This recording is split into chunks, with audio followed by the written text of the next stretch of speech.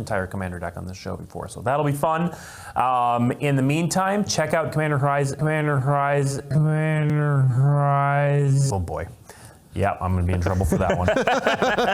You heard what the man said. Commander Horizons coming to you soon. That's going to get clipped. With all these spoilers that have been coming around for Modern Horizons 3, it's no wonder that folks are going to be frustrated about their modern product catering to the casual audience, the casualification of Magic the Gathering, the Fortnitification as well, whatever you want to call it. Commander is the name of the game when it comes to Magic the Gathering. And I think that ultimately, with many other reasons out there, Modern Horizons 3 is just that kind of boiling point for me, where I find that as a Commander player, not everything needs to be for me. But I think we see that trend and we're past the turning point. And I think this is really that kind of final cement. Commander is going to be blown into the ground, with Modern Horizons 3 being that key example of how everything is going to be built around Commander. I mean, I swear, wasn't Outlaws of Thunder Junction supposed to set some record of the most legendaries available in one set? That's going to get clipped. I mean, look at all the colorless support that we're getting. And I will say, for the diversification of the Commander format, this is all just a net positive. That's going to get clipped. And I say that as a Commander player, but also as a constructed player.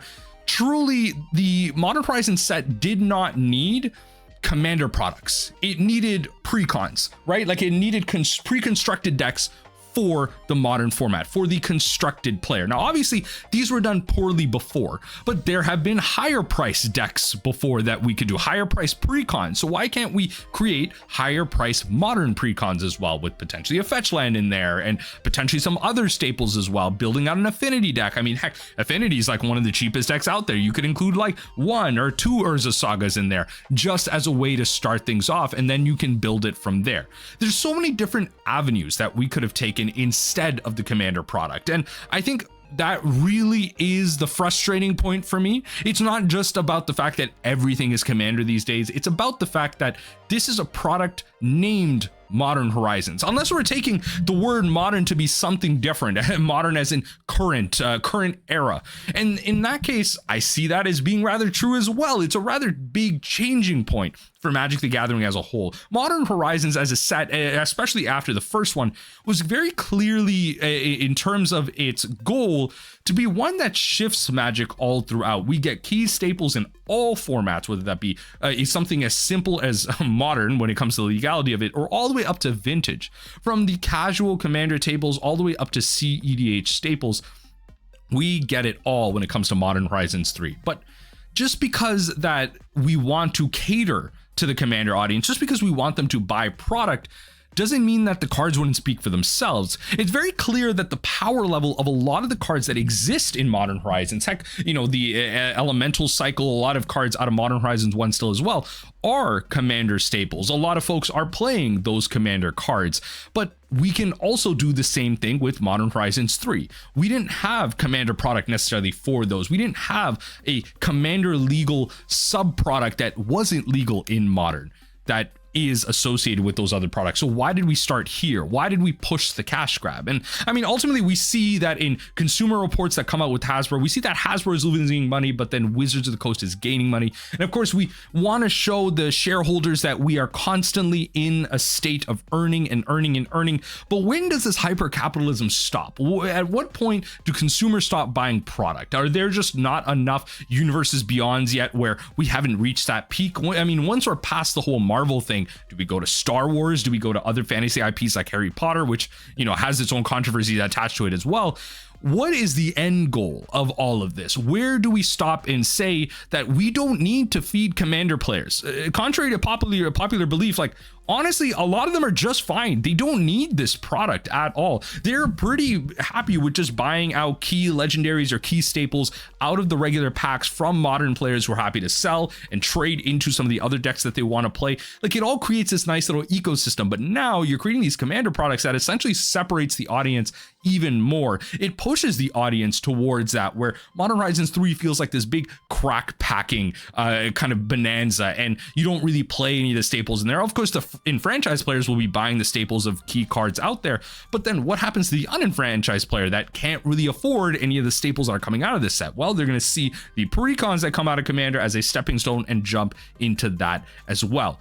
Why couldn't we have just created higher price precons for the modern format? I mean, it was just, very easy to do. We're increasing the price of boosters, we're increasing the price of product, we've removed MSRP a couple of years ago. Like, Wizards of the Coast can go buck wild. And honestly, if you priced it right, if you picked the right decks, folks would buy into it. A lot of Commander players may actually jump into the format as well. But I also understand that, yes, we have to push Commander as a format, but eventually, I mean, it's just going to lead to the death of the game, in my opinion. The game can't survive on just being multiplayer. There is an audience for the competitive scene. There is an audience for the 1v1. There's a whole reason why Highlander exists. There's a whole reason why 1v1 EDH exists. There's a whole reason why CEDH exists.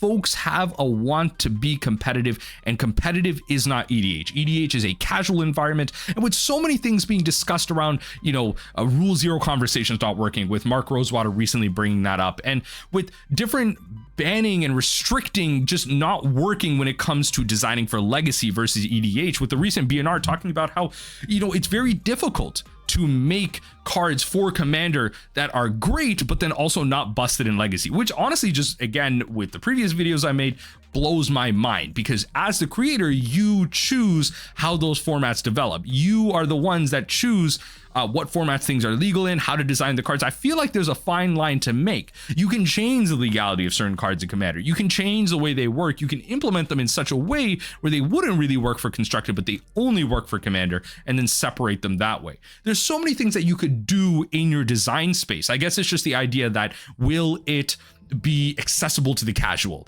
And I think that's what ultimately is leading to the downfall of all of this. You can create different mechanics that might be more complicated, but again, they might not exactly be accessible for the casual. They might not fit the theme of the decks that are coming out, the precons that you want to sell for Commander, but that's fine. It doesn't need to, because the constructed audience is a very big part of your content creation scene. And I understand there's a whole loading ready run scene that plays a whole variety of things: Commander, draft, sealed, everything. And then you have folks like the Game Nights and other big content creating personalities that, like me, have switched over in many ways to a lot of talking head style videos, although I do still do some gameplay. But in a lot of ways, there's different avenues to explore. Constructed Magic is kind of reaching a renaissance, especially on YouTube. We see the big success of highly edited constructed play on channels like Card Market Magic, with their best ever Popper series that recently came out and just hit its finale, and with Andrea Mengucci's Competitive Magic Paper Play channel,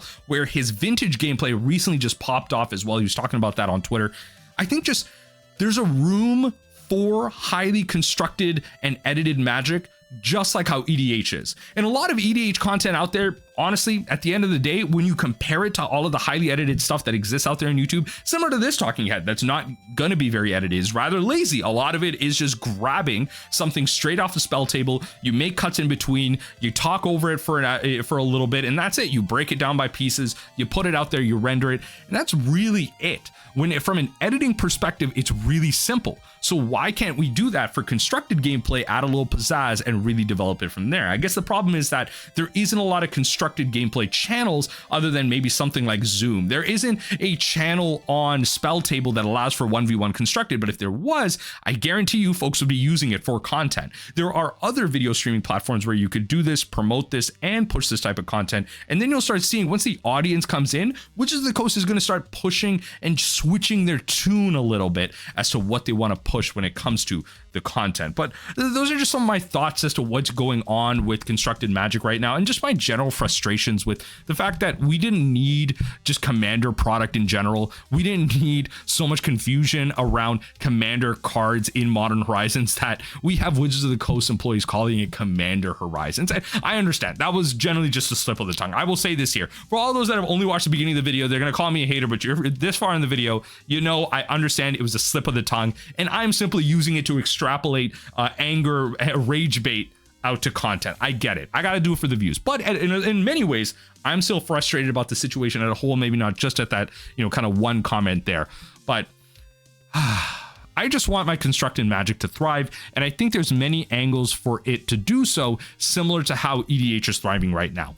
If there were platforms to properly kind of push it, if there was highly edited content out there, if there was folks doing this, kind of doing the Game Nights angle like other channels are doing right now for constructed Magic, I 100% guarantee you there would be a big shift in what it means to be a Magic content creator, the type of things that you're going to be seeing on a YouTube to YouTube, video to video basis. And I think that would be a net positive shift for the game. I think, you know, we're at that point with Secret Lairs where Wizards of the Coast is selling direct to consumer now. We're kind of past that shock value. And the Fortnitification of the game is only going to get bigger and better, if you want to think about this, or darker and worse, you know, whatever your angle is. With Assassin's Creed coming out, Final Fantasy, and Marvel down the line, everything is going to grow. The game is going to get bigger. More folks are going to come in. And I can't help but think that it can't just be Commander that we're pushing. It has to be Constructed Magic as well, because that's what it is. Standard, Draft, Modern, Pioneer. You have all these formats, especially putting all the effort of putting these formats onto Arena for a lot of people to play from a ladder perspective. It'd be a lot better if we could push them just off of Arena as well. But let me know what you think in the comment section down below. This video became a little bit ranty, but I hope I can kind of clearly throw my concise thoughts away. It's just a talking night at the end of the day, just throwing some thoughts out there on a random weekday night. But anyway, happy spellcasting. I hope y'all are enjoying your Modern product and your Commander product out of Modern Horizons 3. And as we head into spoiler season, I honestly hope there is something for every single one of you constructed players, non-constructed players. I hope there's a card that you are excited for. And if there is, I'd love to hear about it in the comment section down below.